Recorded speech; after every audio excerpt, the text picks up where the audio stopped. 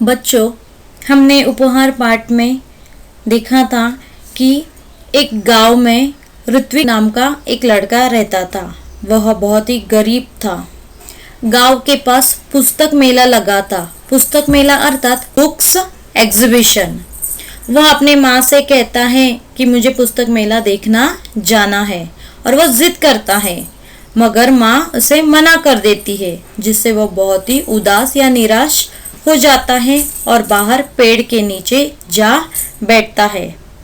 थोड़ी ही देर में उसकी दृष्टि दूर पेड़ों के पीछे गई, जहाँ बहुत तेज रोशनी थी।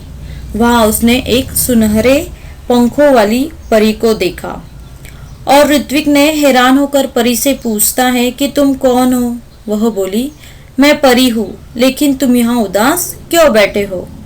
परी का यह प्रश्न सुनकर ऋत्विक की आंखों में आंसू आते हैं और वह कहता है कि मैं अपने दोस्तों के साथ पुस्तक मेला देखना और पुस्तकें खरीदना चाहता हूँ, मगर माँ ने तो मना कर दिया है।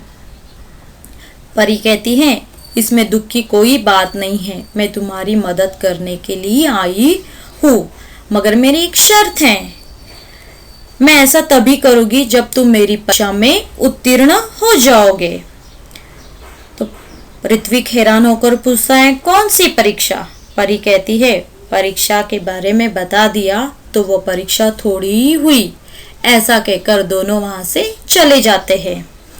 ऋत्विक को घर लौटते समय रास्ते में एक लाल रंग की पोटली दिखाई देती है और वह पोटली खोलना चाहता है, मगर थोड़ी ही देर बाद उसे समझ में आता है कि वह लाल रंग की पोटली में बहुत ही कोई कीमती सामान है और वह मेरी पोटली नहीं है, इसलिए उसे खोलने का हक मुझे नहीं है। और थोड़ी ही देर में उसके कानों पर एक आवाज़ सुनाई देती है। यह आवाज़ पड़ती है तो एक राहगीर होता है, एक मुसाफिर होता है, वो उससे पोटली के बारे में पूछता है। क्या पूछता है? क्या तुमने एक पोटली देखी है? तो ऋत्विक बोलता है कि उस पोटली की कोई पहचान बताओ, मतलब वो पोटली कैसी है, दिखने में कैसी है, उसका रंग, उसके बारे में पूछता है, पोटली की जानकारी पूछता है। तो वो राहगीर उसे बताता है, हाँ, वह पोटली लाल रंग की है और उस पर सुनहरे रंग में एक परी का चित्र बना है।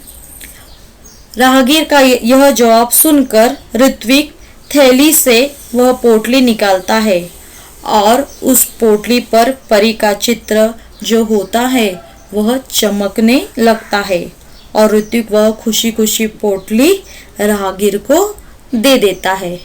अब आगे कहानी में क्या होता है हम देखेंगे।